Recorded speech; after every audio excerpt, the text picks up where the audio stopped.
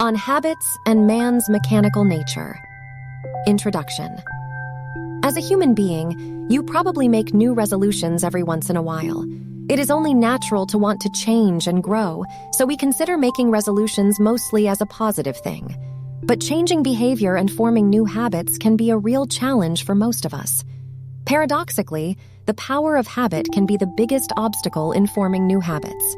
Maybe you've been trying to quit smoking, live a healthier lifestyle, or spend less time wasting time on YouTube. Unfortunately, most resolutions end up falling by the wayside, and we revert back to our old patterns. Sounds familiar? In this video, we will explore the nature of habits so you can increase your effectiveness in acquiring new behaviors. We will examine the role that habits play in our daily lives and how they can help or hinder us. You will learn what habits are and how to best develop a new habit.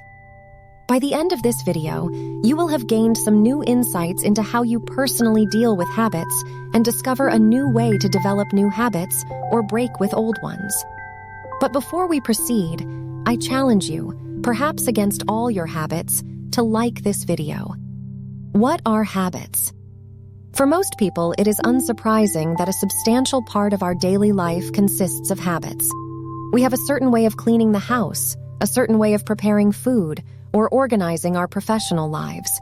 Everybody is so familiar with the concept of habits, and at the same time, the concept encompasses such a wide range of aspects that it is not easy to give a single definitive definition.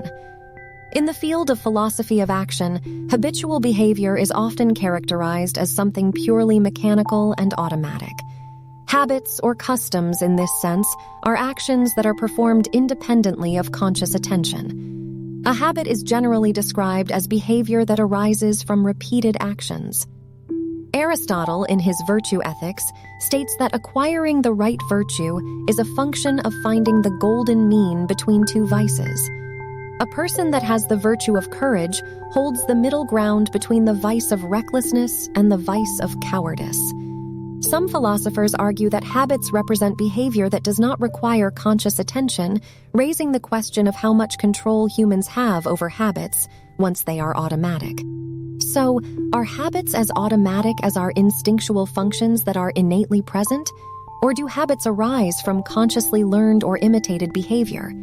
Maybe habits are indeed automatic, but not on an instinctive level, which leaves room for some control, so that not all our habits run on autopilot. Stated differently, what is the relation between habits and rational agency? Some philosophers claim that habits are limited to just instrumental behavior, but that the formation of a new habit requires, first of all, a different way of thinking. And what are the origins of habits? Are habits a function of predisposition, culture, upbringing, or are there any physical factors that might play a crucial role in habit formation? The answer to the question of what habits are remains very diverse, but the fact that it somehow refers to automatic or mechanical behavior seems to be a universal factor that is taken for self-evident. The purpose of philosophy is not to state some kind of hard truth, but rather to instantiate a fruitful discussion. Let us know what your thoughts are on this topic in the comments, and we will respond. Now, let's continue. What is the function of habits?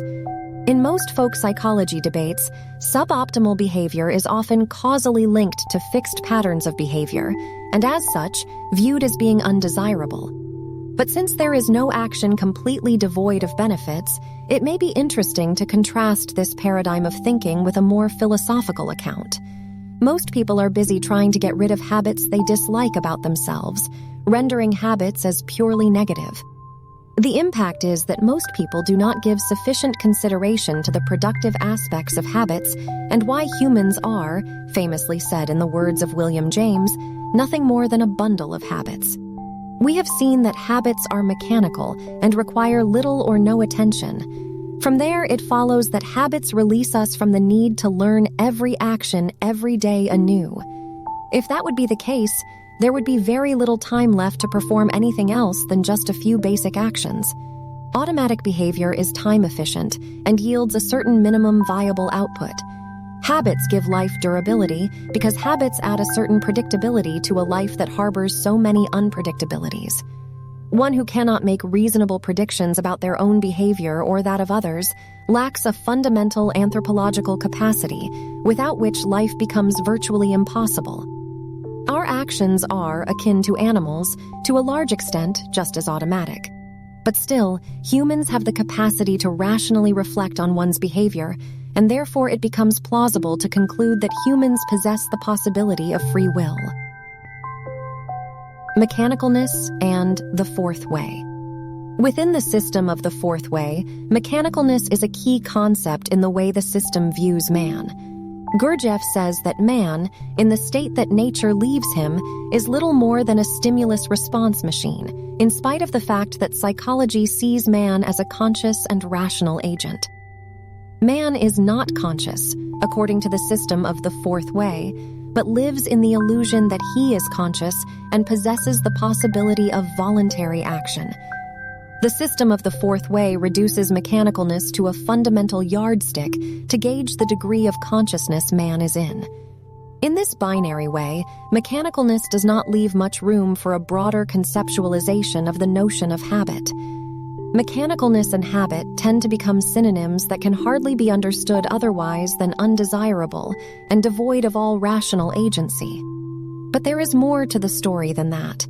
The fourth way, furthermore, maintains that man can free himself from this hard deterministic mechanicalness by becoming aware of his machine-like nature, as mechanicalness becomes more and more manifest, due to the fact that mechanicalness is at the root of most psychological challenges.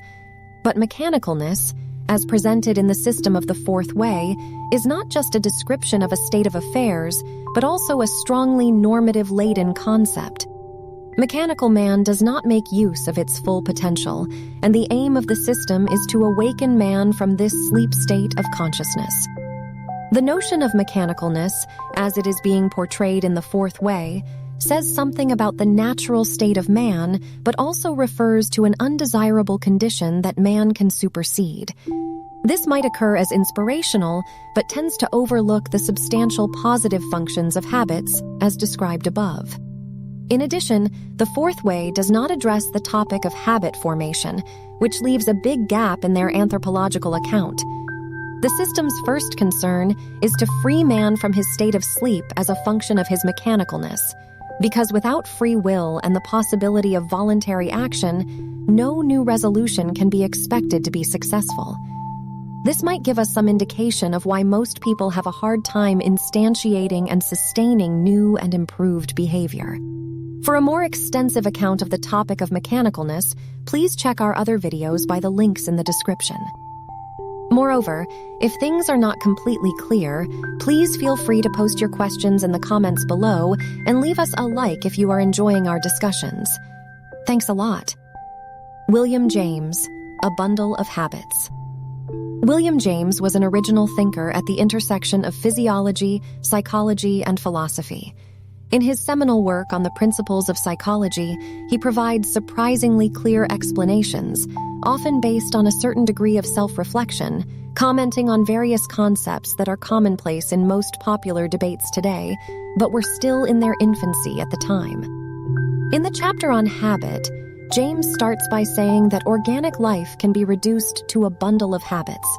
This statement precludes the mechanical viewpoint he takes on the notion of habit, as he mostly emphasizes the physical aspects of habit formation. He states that the philosophy of habit is first of all a chapter in physics, rather than in physiology or psychology, and illustrates this argument with the example of how the flow of water in a river carves a particular path in concordance with the resistance of the banks. James cites, in addition, examples from French psychologist and philosopher Léon Dumont, who speaks of how a garment after being worn conforms to the body's shape better and how a lock works smoother after being used for some time. He even cites the example of how the sound of a violin improves with use in the hands of a skilled violinist. These examples strongly resemble the analogy Ouspensky uses to illustrate the way external impressions leave their imprint on the mind, as he compares this process to the way in which sound is being engraved in a wax roll, as was the way of recording sound at the time. What makes James's account even more interesting is the introduction of the notion of plasticity, which he sees as an important prerequisite for permanently changing organic material. He says, "Plasticity means the possession of a structure weak enough to yield to an influence but strong enough not to yield all at once, and that this gradual yielding often saves the material from being disintegrated altogether." James was far ahead of his time in recognizing the brain's plasticity, as scientific neurological research has demonstrated in recent years. But can the notion of plasticity also serve our concern about habit formation in a conscious or rational sense? Can we compare the yielding of our thinking with the yielding of organic material, as is being proposed by James? Should we be very careful not to extend the range to change our thinking beyond a certain limit, for it will otherwise blow our minds? In conclusion, the concept of habit has been the subject of many philosophical analyses, some of which have withstood the test of time.